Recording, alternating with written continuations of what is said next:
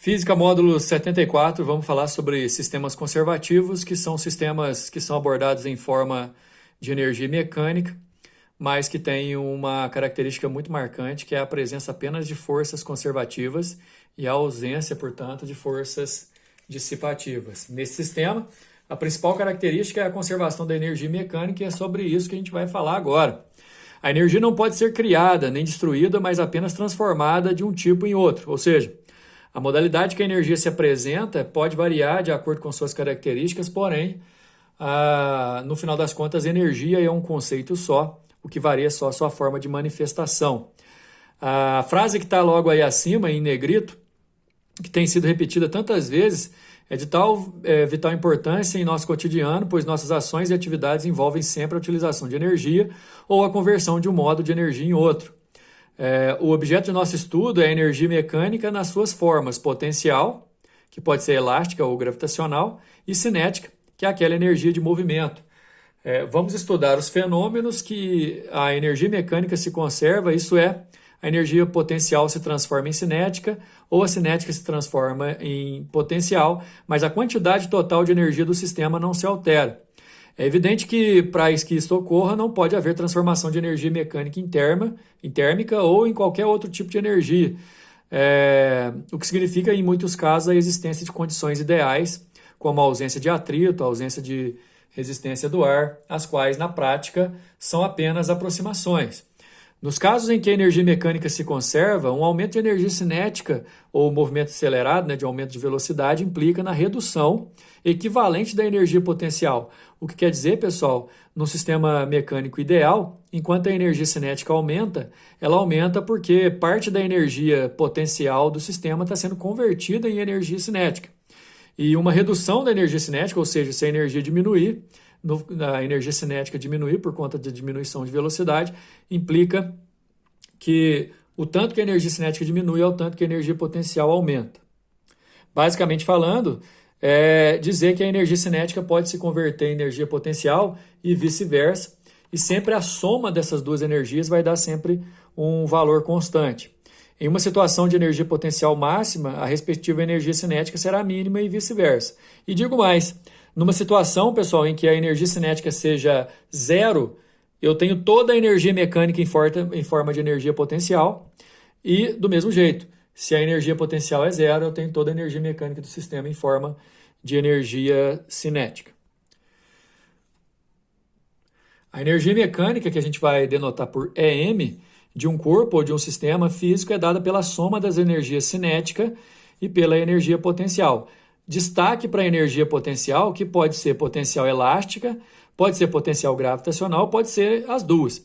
Basicamente, você tem que lembrar que a energia cinética é aquela que está envolvida em movimento e que a energia potencial pode ser energia potencial de posição, que é o caso da gravitacional, ou energia potencial de deformação, que é o caso da elástica.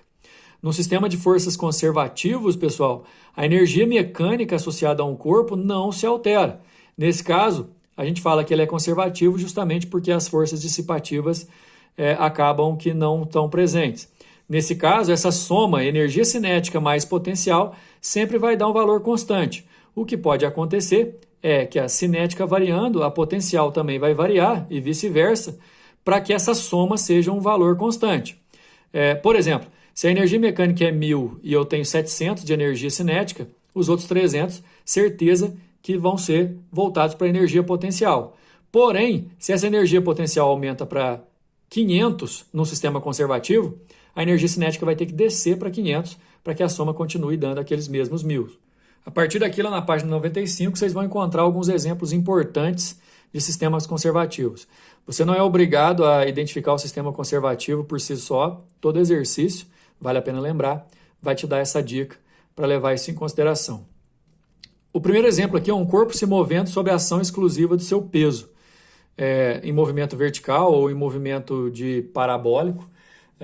Se só o peso atua, o peso é uma força conservativa, portanto o sistema vai ser conservativo e em qualquer ponto que eu pegar, seja qual for, eu vou poder igualar as energias mecânicas. Na verdade, vale a pena lembrar que nessa igualdade aqui, todas as energias igualadas são energia mecânica. Outra coisa que vale lembrar também é que a cinética mais a potencial vai te dar energia mecânica, portanto, você depende muito dessa soma aqui. Uma outra situação muito comum é quando o corpo se move livremente em uma trajetória sem atrito e não considera o efeito do ar. Ponto A, ponto B, ponto C, ponto D, qualquer que seja o ponto, o grande lance no exercício, vocês vão ver a partir de daqui a pouco, que a gente vai igualar as energias, e sempre vai haver pergunta assim, no ponto C, qual a energia que tem? Tem cinética? Se tem, tem velocidade. Tem potencial? Qual que tem? É a altura, é gravitacional, é o potencial elástico de deformação, enfim. Sempre a gente vai estar fazendo esse tipo de pergunta durante a resolução do exercício para poder chegar a essas conclusões. Exercícios módulo 74, página 97. Primeiro, um esquiador solta-se de um determinado ponto de uma montanha e faz o seguinte percurso representado na figura. No ponto A, ele se encontra a 10 metros de altura com velocidade zero. Então, a gente vai fazer o seguinte, ó. Como ele está dando a altura do ponto A, aqui, ó, vamos fazer a nossa especificação com a altura do ponto A igual a 10 metros e velocidade no ponto A igual a zero, porque ele se solta, né? A velocidade dele é zero. De acordo com o princípio da conservação de energia mecânica, desconsiderando atrito, efeito do ar, o sistema aqui é um sistema conservativo. A velocidade do esquiador quando chegar no ponto B, olha o ponto B, galera. Ponto B, de acordo com o nosso valor de referencial, a altura dele, HB aqui, ó, 5 metros. E aí eu quero saber com que velocidade que ele está aqui. Qual que é o grande lance da nossa resolução? A energia mecânica em A é igual à energia mecânica em B e escuta a dica. Em sistemas conservativos, e o exercício está te mostrando isso aqui, você sempre vai escolher 2 pontos para poder igualar a energia. Lembrando que energia mecânica em A é a cinética daquele ponto mais a potencial daquele ponto. Energia mecânica em B é a energia cinética daquele ponto B mais a energia potencial daquele ponto B. Você sempre vai fazer essas aberturas de fórmula. A questão é que no ponto A, como a velocidade é zero, não tem energia cinética, tendo só a energia potencial gravitacional. No caso do ponto B, como a gente quer calcular a velocidade dele, a gente mantém a energia cinética e em relação ao nosso ponto de referência, que é o chão, ele também tem energia potencial gravitacional porque ele está a 5 metros do chão. Então, nossa situação vai ficar assim, ó.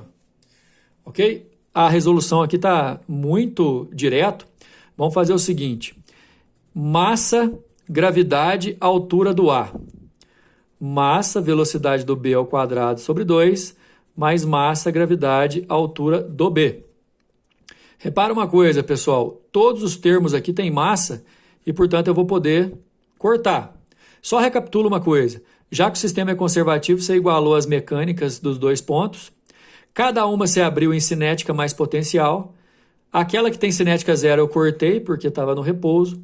E as potenciais são gravitacionais por conta da altura. Depois foi só abrir nas fórmulas. Como todos os termos aqui têm massa, eu cortei as massas. E aí eu vou passar o seguinte, ó.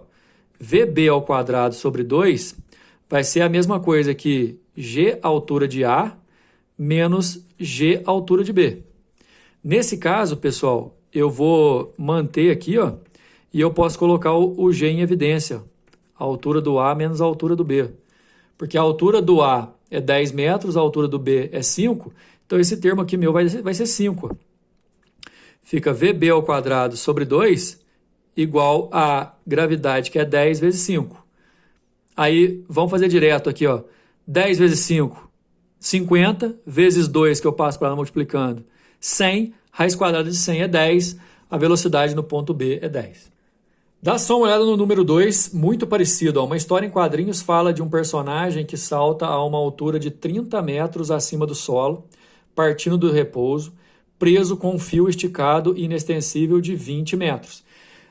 O detalhe, pessoal, é que eu vou pedir para vocês raciocinarem uma coisa aqui para mim, porque na hora de resolver, eu vou trazer o nosso referencial para cá, ó, vai ser muito mais fácil. Como se o chão tivesse aqui na onde que o sujeito desce.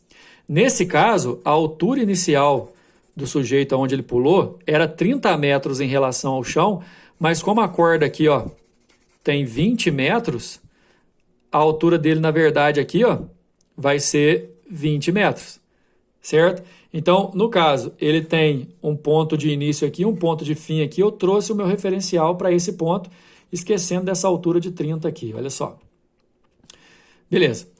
Ao chegar no ponto mais baixo da tua trajetória, que é aqui, eu vou especificar o seguinte, vou chamar aqui de ponto A, vou chamar aqui de ponto B, ponto mais baixo é o ponto B, está perguntando qual que é a velocidade que ele chega aqui embaixo. Repara que na resolução fez exatamente a mesma coisa, chamou o ponto inicial de A, o ponto final de B,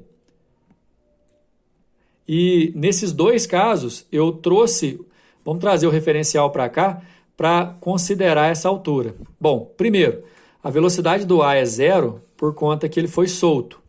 A velocidade do B aqui eu não sei, e é exatamente o que o exercício está perguntando. Só que eu posso partir do princípio que a energia mecânica no ponto A é igual à energia mecânica no ponto B, porque eu estou desprezando a ar, estou desprezando atrito.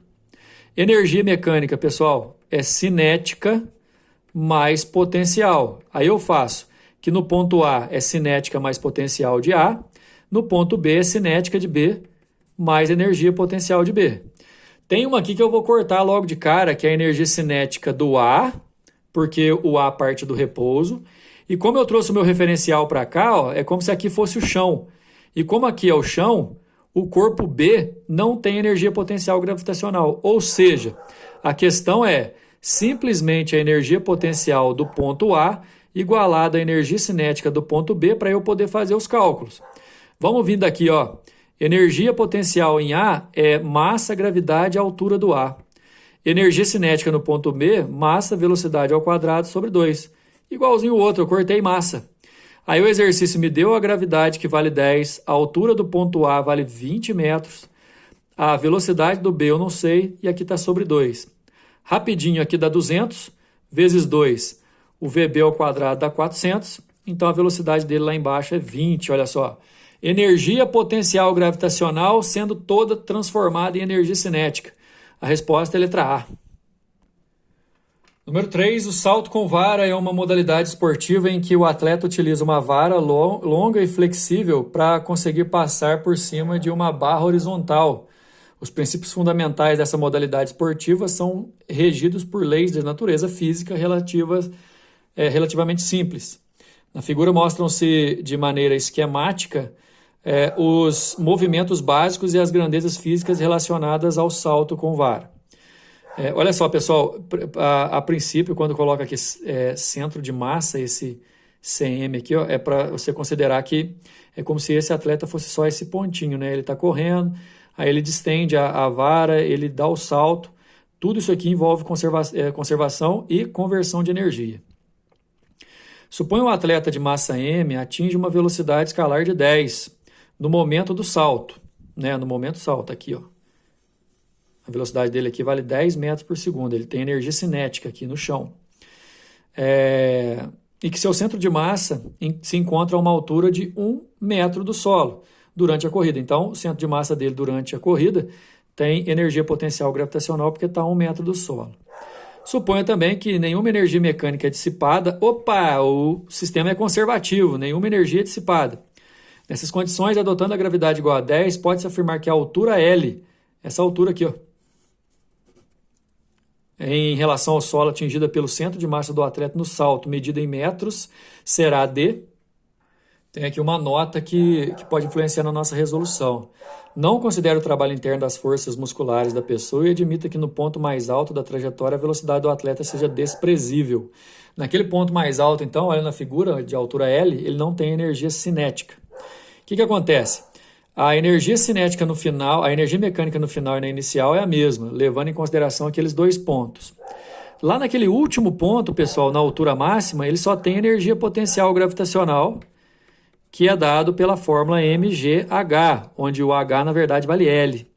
Enquanto o centro de massa da pessoa tem uma energia cinética, por causa da velocidade que ele tem de 10 metros por segundo, e ele também vai ter uma energia gravitacional, mgh, que eu vou considerar porque o centro de massa estaria a 1 metro do solo. Então, isso aqui, ó, é o que ele tem no final.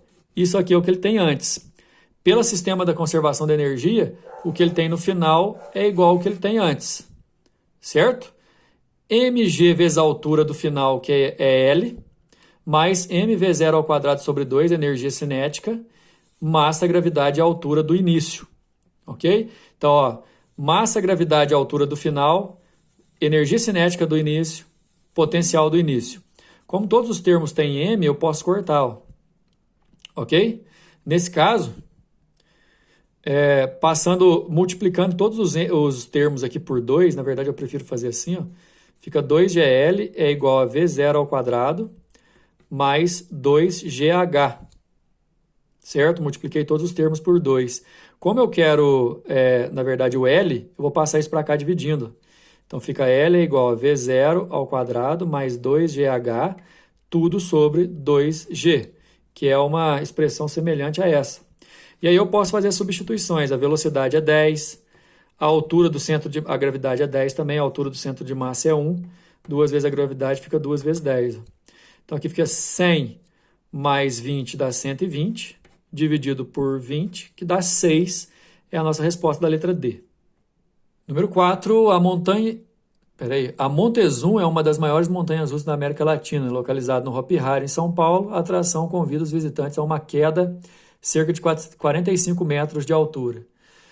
Considerando-se que no início dessa queda a velocidade do carrinho é nula, então lá no início da queda e não tem energia cinética, a velocidade escalar máxima atingida pelo carrinho no fim da queda de 45 metros e sua velocidade escalar após cair 20 metros são, respectivamente. Na verdade, a gente vai ter que dividir essa resolução em 2 casos, né?